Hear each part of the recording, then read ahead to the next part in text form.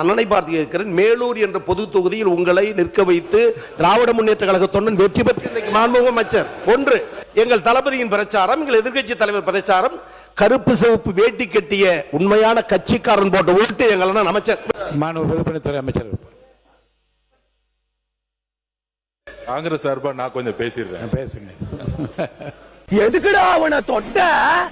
அவன் சுடு தண்ணியிலேயே கைய விடுவான், உன்னை சும்மாவா விடுவான்? மாண்பு பேரவைத் தலைவர்களே, நீங்க மேலூர்ல நின்னீங்க, நாங்க தான் காரணம் அப்படின்னு நிறைய இடத்துல இந்த திமுக அடிக்கடி சொல்லிக்கிட்டே இருக்கிறாங்க. காங்கிரஸ் ஜெயிச்சதுக்கு நாங்க தான் காரணம், விசிக ஜெயிச்சதுக்கு நாங்க தான் காரணம், ஐஎம்எல் ஜெயிச்சதுக்கு நாங்க தான் காரணம்னு நாங்க பதிவு பண்ணிடுறேன். இல்ல, இது ஒரு ஜனநாயக விவாதம், பதிவு பண்ணிடுறேன். கிட்டத்தட்ட 22-23 கட்சி கூட்டணி திராவிட முன்னேற்ற கழகம் கடந்த 10 வருஷமா 3 முறை மிகப்பெரிய வெற்றி ஒத்துக்கிறோம்.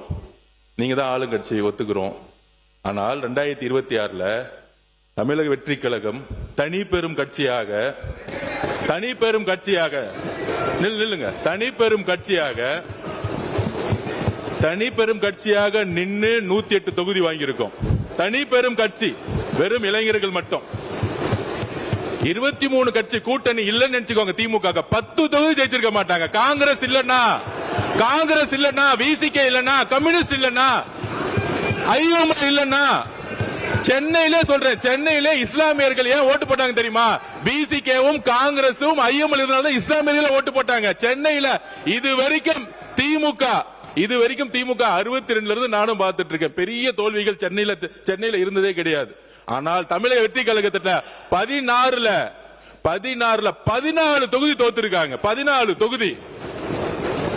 அப்ப திமுகக்கு இந்த கூட்டணி கட்சி இல்லன்னு நினைச்சுக்கோங்க. கூட்டணி கட்சி கிட்ட 15% வரும். அந்த 15% இல்லன்னு நினைச்சுக்கோங்க. சென்னையில அந்த 2 தொகுதி கூட ஜெயிச்சிருக்க முடியாது. தமிழ்நாட்டுல 10 தொகுதி ஜெயிச்சிருக்க முடியாது.